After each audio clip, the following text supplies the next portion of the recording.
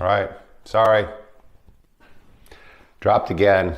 I don't know what happened. That time I saw the camera drop out before, so I think it's a camera issue. Might have been heat. I don't know what to do about that other than I'm thinking about switching over to a different camera for this, for these live streams. But anyway, sorry about that. Maybe don't even, nobody even made it back with me. But anyway, yeah. Let me turn the camera around here. Got to do some washing of my...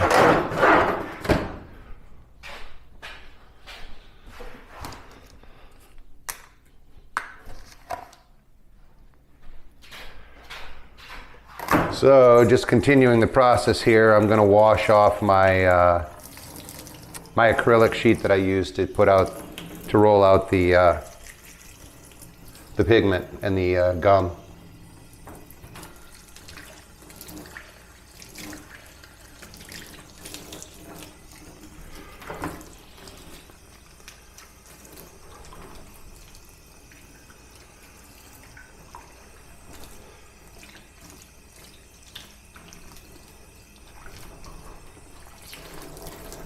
Wash on the back, wash it off on the back like that.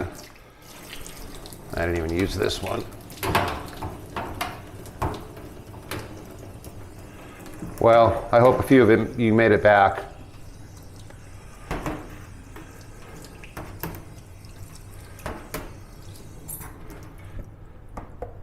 If anybody's out there got one of the new GoPros.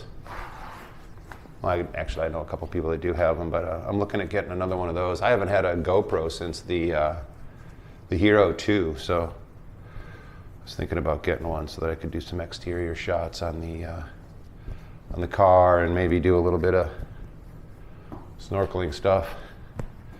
But anyway.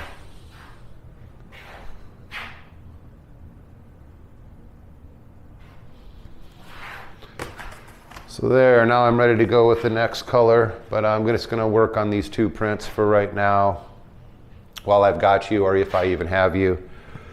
Daryl's back, thanks. Sorry about that, Daryl. I don't know what the heck's going on. Like I say, I'm going to maybe give it a try on another camera at some point. So I just really like this little pocket Osmo, but I don't think it's really meant to be recording for a long period of time like this. So I don't know. We'll see. Well, I'm just waiting on this print to dry that I had coated before.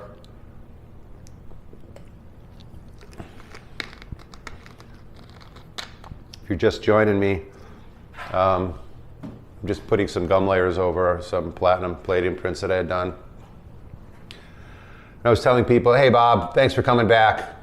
Glad you're here. I don't know, if it cuts out the next time, I'm not really sure that I will come back because I don't want to keep doing this to you. But anyway, I was just telling Daryl here and whoever else might be listening that I'm thinking about going with the new GoPro.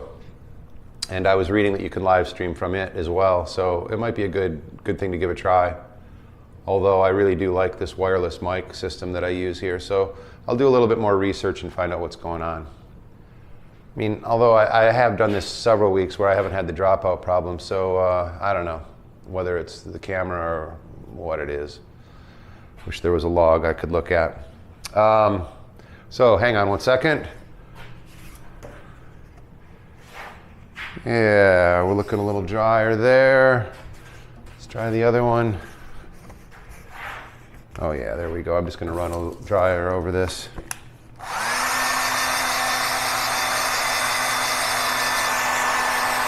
Sometimes I'll do this with just the cool air. I won't blow heat on it because I don't want to harden the gelatin at all. I want the UV light to do that.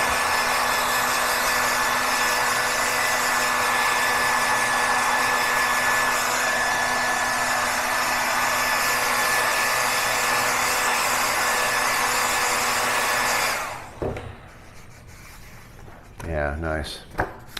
So now what I'm going to do is I'm going to register the negative again. Again, I turn on the light table for a short amount of time to do this. This is a real easy photograph to register because there's a lot of cross lines in it. I'll put a piece of tape on there to hold it into place. So there, we got the negative on there, ready to go. And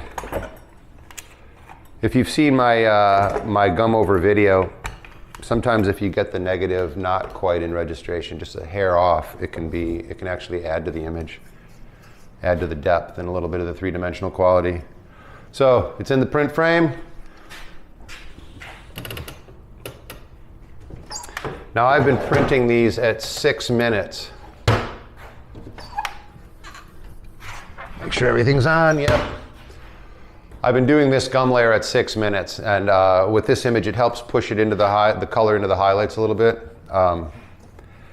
But one cool thing about this image is that there's an area of kind of misty fog. It's morning in Venice, and it was, I don't know whether it was fog or whether it was smog, but it caught the light in such a way that what will happen is that area where it's kind of foggy will pick up a little bit more of the pigment as well and kind of accentuate that area. So I'm looking forward to that. Now, as I said, I've worked on this print before, so I kind of know what I want to do with it, but I'm going to keep that a secret for you so you can see it once I get this printed, developed out here. Let me see if anybody's got any questions. Hey Barry, how you doing? Barry, I was talking about the tape again. I love the tape. I'm almost out of it again, but I found a way that I can order 36-yard rolls. And I actually found out that if that's in effect the correct one, it's got the same glue on it, the same adhesive. I found out I can order a whole case of the stuff, which I might just go ahead and do, just so I don't have to keep ordering it all the time. I was just talking earlier on how I've been having a little bit of trouble getting ruby lith, so I'm going to order a big roll of that as well. Yeah, Dan, hi, this is Danny Bjorkland. It's all good. Your live streams have become part of my Sundays to look forward to. Oh, wow, Danny, thank you very much. I appreciate that. Yeah, I look forward to it a lot too. I'll try to get, the technical stuff worked out, and I'll try to get you, start doing something a little bit more formal. But I do like kind of just hanging out in the darkroom with people.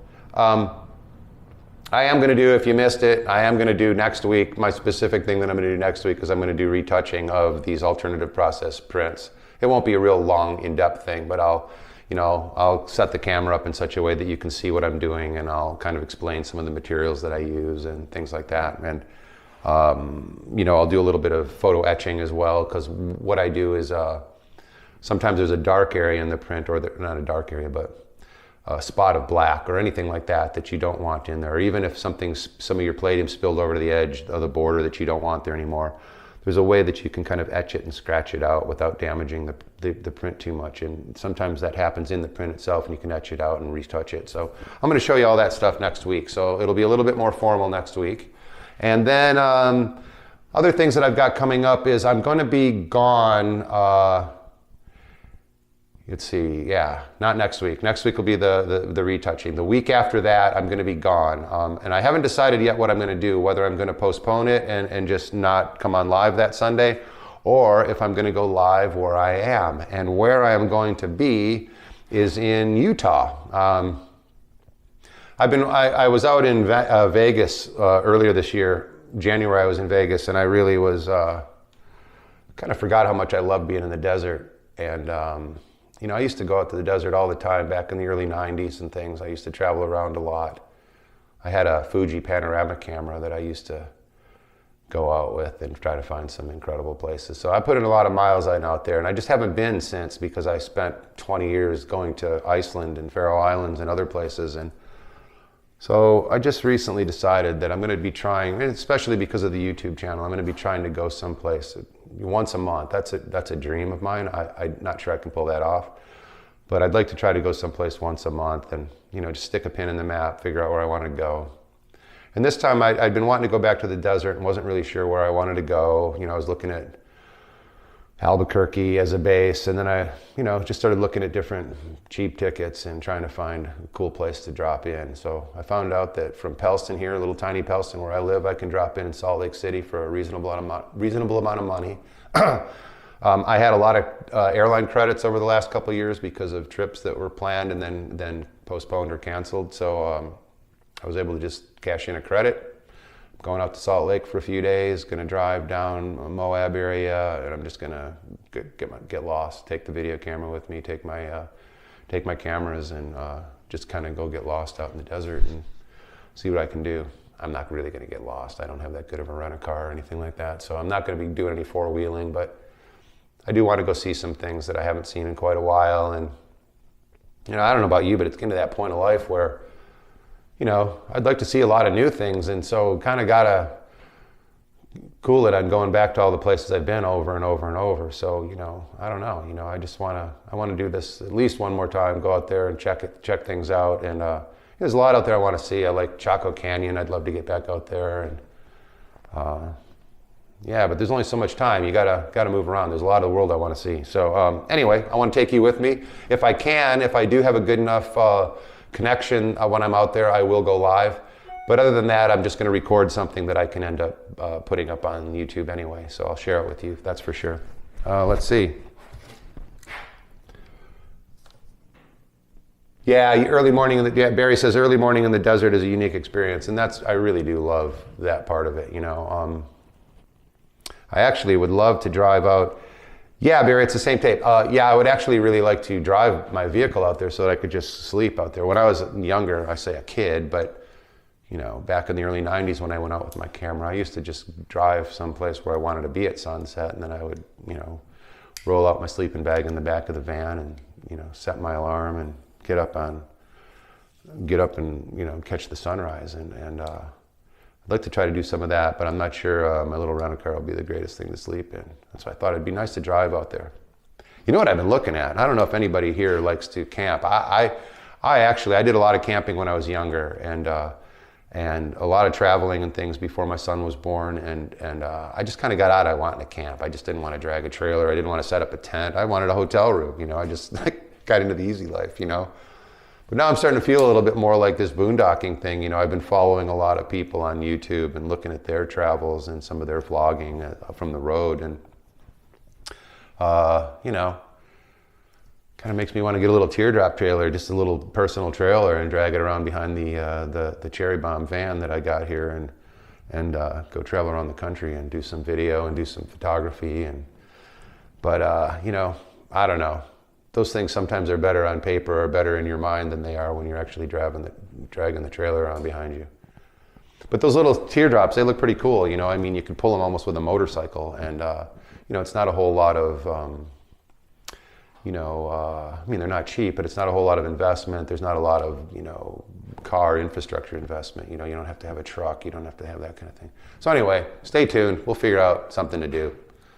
I'm wanting to get back out there. Oregon Pipe, New Mexico, and Saguaro, New Mexico. Yeah, Arizona are wonderful. White Sands, yeah. Yeah, I'm just reading Barry's comments here. I that's where I was kind of thinking of going at first, was the whole, drop into Albuquerque and do the Four Corners area like that. But I don't know, I just started thinking on, Moab, Arches, some of those places where there's some decent slick rock camping or hiking and things. So yeah, I'm gonna do that now, and then I think the next time I go out to the desert, I'm probably gonna drop into Albuquerque and maybe do Canyon de Chelly again, and then just some of that area like you're talking, like go to Oregon Pipe, and I don't know, I haven't been to the slot canyons in a long time. Yeah, it'd be cool. There's a time in my life where I used to go out there a lot, and I used to think, I'm going to do this every few months, and then things happen, you have a kid, get married, life changes, things get a little different. But yeah, it's time to go again. Yeah, so anyway, let's see here. Thanks all for you coming back and chasing me down again. I hope I'm going to keep you here for a little while now. All right, so my print is exposed on the gum layer, and unlike with platinum and palladium, you really can't see any difference in the print after you've exposed it. But let me take I'm gonna swing this around and see if I can't get you over. here. I'm not sure if you'll actually be able to see in the sink. But what I want to do here is just put out some, actually the first tray, I like to use a light colored tray so that I can see the dichromate come out of the print. It comes out as a yellow, and then, once you've got that out of the print, you can put it into another bath. And I like to save my one dichromate baths because I put that into a tub that I have outside that I evaporate stuff off in. And I don't know, it's just such a minute trace amount, but ammonium dichromate's not good stuff to be putting into your septic field and into your groundwater. So there we go, we got that. I'm gonna take and drop the print in here.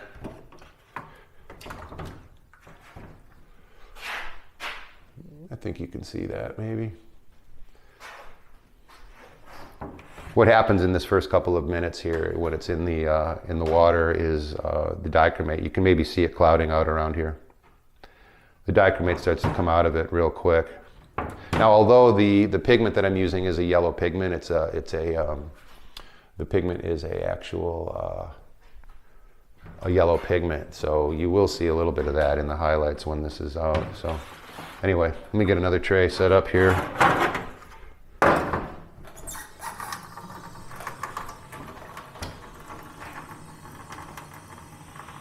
Yeah, it's looking really nice. Now with a lot of this, with the gum over, when I go with my first lighter color, it's because I want to put the lighter color up into the highlights for, the highlights and the lighter shadows. Then the second gum layer, which is the darker, the burnt umber and the red, I expose that for a very short amount of time, and so it doesn't push it up into the highlights as much. It keeps it more in the shadow details, so you get more of a split filter, a split toned kind of an image. So there we go.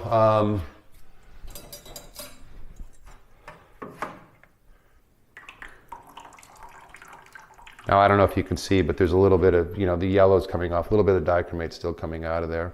I'm just going to put this into my second tray now. And it'll rinse most of that off. I'm actually going to just take a little bit of that off so I can bring it over and show you on the camera. I don't know if you can tell, but now it's got the nice bit of yellow that comes out into the highlights, the ochre. It's not yellow, but yeah, I'm digging that. Yeah, this is nice. All right, so I like to leave that in that second one for a few minutes. I don't want to wash out because I didn't expose it for a really long time. It pushed the pigment into some of the highlights, but not real thick or anything. I don't want it to wash out too much, but I do want to make sure that the dichromate is out of there, which by the time I hit the second tray, it usually is. You still alive? Yep, we are. So then I just put some cold water in there. With the cold water, it won't dissolve the gum as fast. So I just kind of want to stabilize everything out and just kind of rinse it out right now. I want to kind of keep the color where I have it.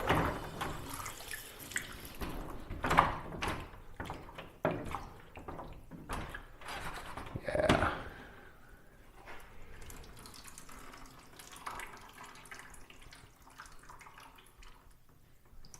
It's really nice, really nice. Really nice, you can see that in there. Okay, so now I'm just going to take this, swing it around here, and I'm going to put this up here.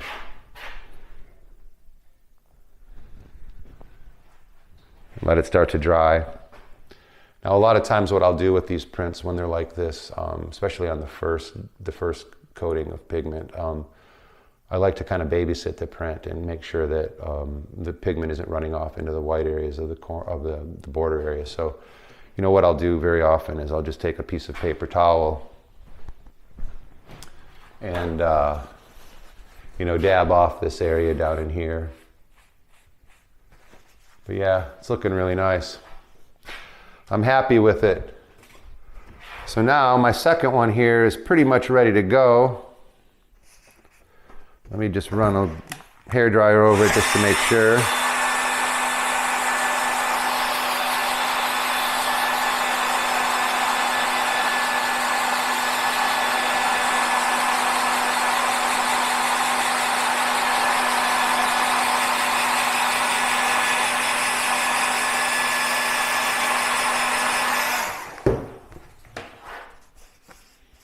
There we go. And because of the gum and the also the gelatin sizing that you put on it, the paper starts to take on a little bit of a sheen, not a gloss, but a little bit of a sheen in the area where the image is, and I like that. You see a little bit of relief and you see a little bit of texture to it. You know what I mean? Kind of thing you don't see in a normal photograph, or even certainly not on a phone, on a digital phone image or something. So yeah, it's nice to see that. So, ready to go? Bring it back over here. And light table for a second to register the image. It's always much easier to register on a smaller print too. There we go. All right, got the paper tape on the side, so now I'm registered and ready to get back into the print frame here.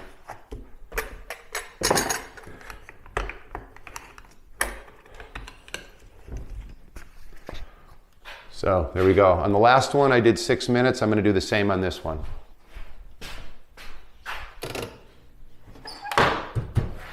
All right. So this one's looking really nice.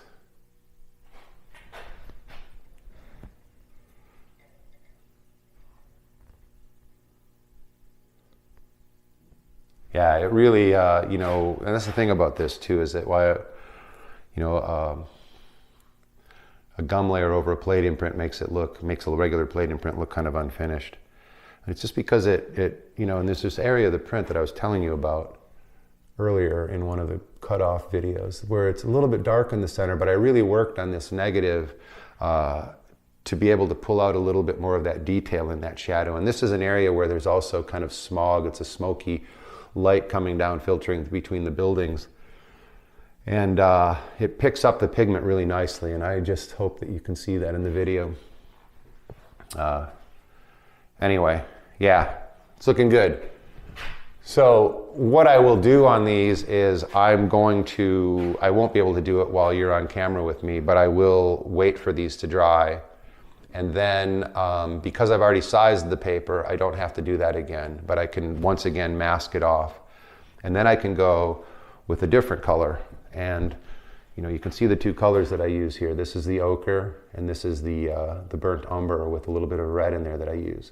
So this ends up becoming more of the highlights and more of the smoggy areas, and this ends up becoming the shadow areas and the darker areas and the little cracks in the street. They'll all have this just hint of coloring in it, and give it a little bit of separation and look almost like a split-toned silver gelatin print would look, like in the days when I used to make those prints. So let's see here. Got that. Still got people here. Let's see. Glasses. I need to read the comments.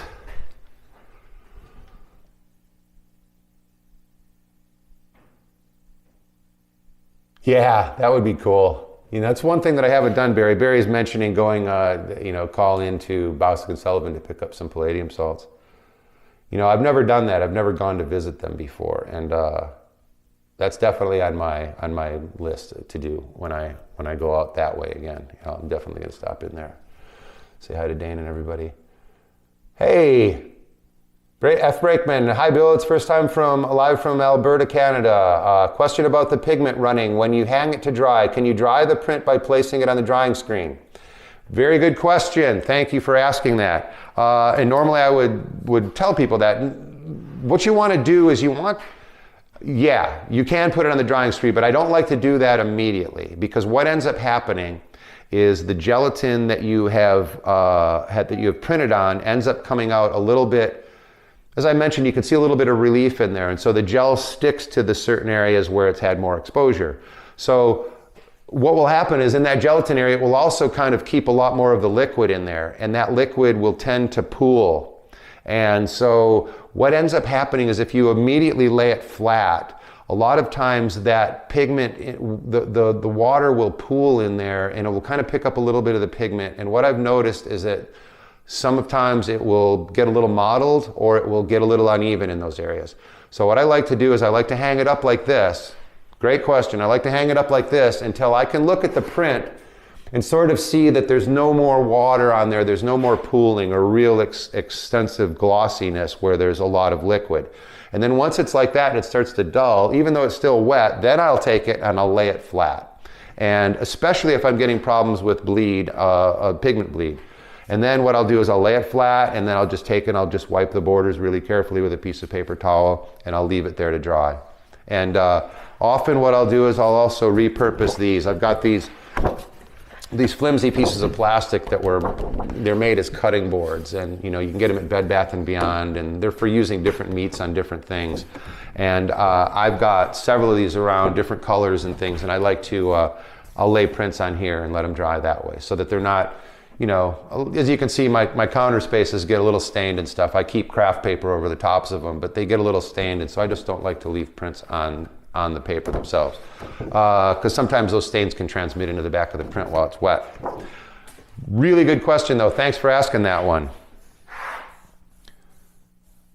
Yeah, that's really good. Now when I size, when you do the sizing, I don't hang it up to dry. That's the difference in it. When you do the sizing, I've got my beaker of sizing here, and it's solidified again. I usually keep a running beaker going of gelatin that I use for my sizing, and when it cools off, as you can see, it solidifies. But anyway, yeah, the more you build this stuff up, and the shinier the surface gets, and it works really, really nicely. And anyway, I don't know where I was going with that, but yeah. Yeah, but anyway, I know where I was going with it. The sizing, you don't want to hang it to dry. Once you've done your, either you've brushed it on or you've used a coating rod to put it on like I do, you want to lay that flat. And sometimes that will pool a little bit. You don't want to leave puddles on there, but sometimes it will pool a little bit. And when that dries, it'll pretty much dry the same consistency as everything else. So you won't see that it pooled up in that area. Excuse me. Overclamped.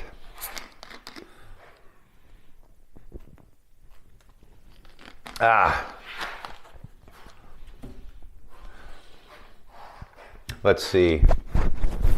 So sorry about scratching my microphone there. How are things up in Alberta? Actually, you get a little warmer a little quicker up there, don't you? But it's dry. Let's see, where in Alberta are you? Maybe you could say if you're watching. Anyway, I love it up there. Speaking of places I like to go and going places. So anyway, yeah, back to going out west. If I can get a good place, back in the day when I was out there, I didn't have, much of a cell connection, but I suppose it's a lot better now. So if I'm someplace where I can do a live shot, like if I'm at Dead Horse Point or at Delicate Arch or something like that, and it's 1 o'clock Eastern Daylight Time, I'm going to try to go live with you guys. And even if it only goes for a few minutes, I'll give it a shot. Yeah, so let's see. Got the one more print going here. It's done, ready to rock. Let me, let's wash this one out, see what we got.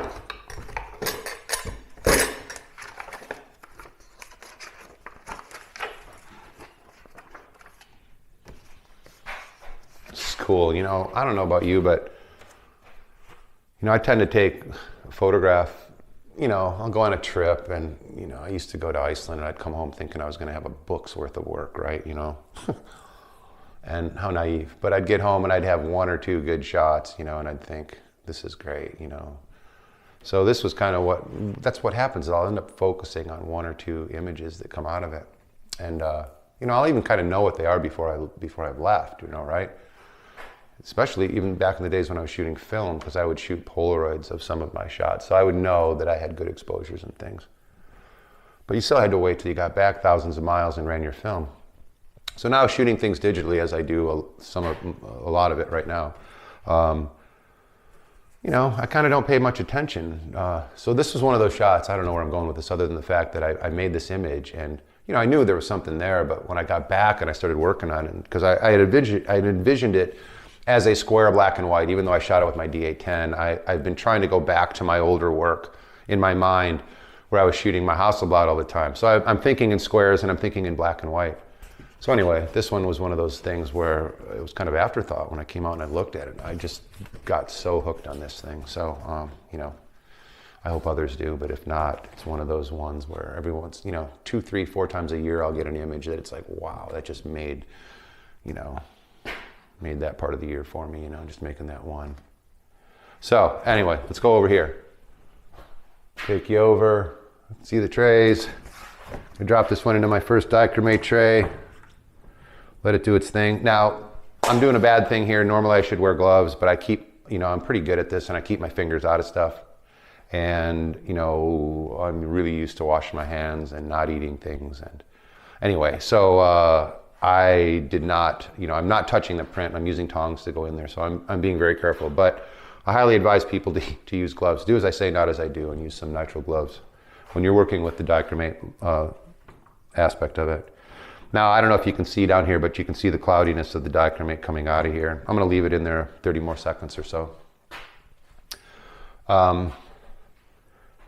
And I think that after I get this out of here and I put it on to dry, I'll probably, you know, sign off for today while I'm still doing good on the live feed. You know, I'll be working on next week's when next week I'll come back with something a little more formal. I'll try to get a little better. I'm learning from you, Matt, if you're watching. But yeah, it pays to be a little more prepared. I don't know. I've always done this. You know, I go places and I give talks and, you know, I tend to I used to write things out and then I felt like a stone there reading things. And then, you know, then I tried to go, you know, completely shoot from the hip at these talks and I would sometimes get lost and I wouldn't really know what to do with it, you know. So, you know, you can dig your way out of it pretty well, but I'd like to be a little bit more prepared. So what I'll do now is I'll have a cheat sheet in front of me and I'll have, you know, some bullet points for things I'm going to talk about. And I haven't been doing that with these Sundays. So forgive me on that. But, you know, sometimes I'm better if I just roll. All right, so here we go. We got that.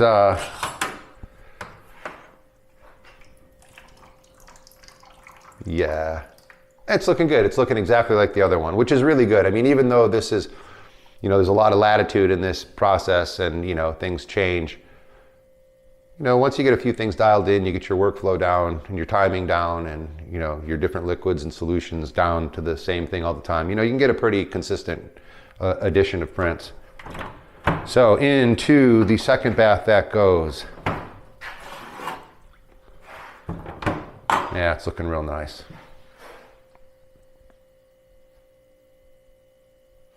Cool. Yeah, there's something about this print too. There's on the right side, you can see there's an area where there's lights coming off the buildings and, you know, how old's Venice, right? So there's like all kinds of different wiring and it's just really, you know, some buildings are just kind of wired to the next building. It seems like somebody's just thrown a cord out the window. And anyway, you can see all this infrastructure and these images in it. And that's kind of what I was going for this trip, is I was trying not to, I mean, Venice is a hard place to go and not take, you know, kind of common images that a lot of people take. And so I was really trying hard not to do that. Because one of the deals is scouting there was wanting to, you know, I'm going to, at some point here in the future, take a group of people there. I'm going to start using it as one of my trips to run. Because it's great, you know, you don't have to drive. Central hotel, incredible photographs everywhere. You know, if you want to go there and you want to take the cliche kind of Venice shots, they're all over, have at it, you know. And if you want to try to find things like this that just are really off the beaten path, there's a lot of that too. So anyway, that was my goal on this trip, was to find things that, you know, you would look at and not necessarily think Venice, right? So I felt I was somewhat successful on this one. And man, this is just, I don't know, there's just so much detail, you know. I mean, Italians have always been, you know, tile work, the roadway, the building, and all the cornices and everything. It's just incredible stuff. So let me rinse that. And I think I'm ready to go to hang that one up. Move this out of the way. There you go. It's really nice detail in that shadow area. I love it. And then there's this one figure down here casting a shadow on the road.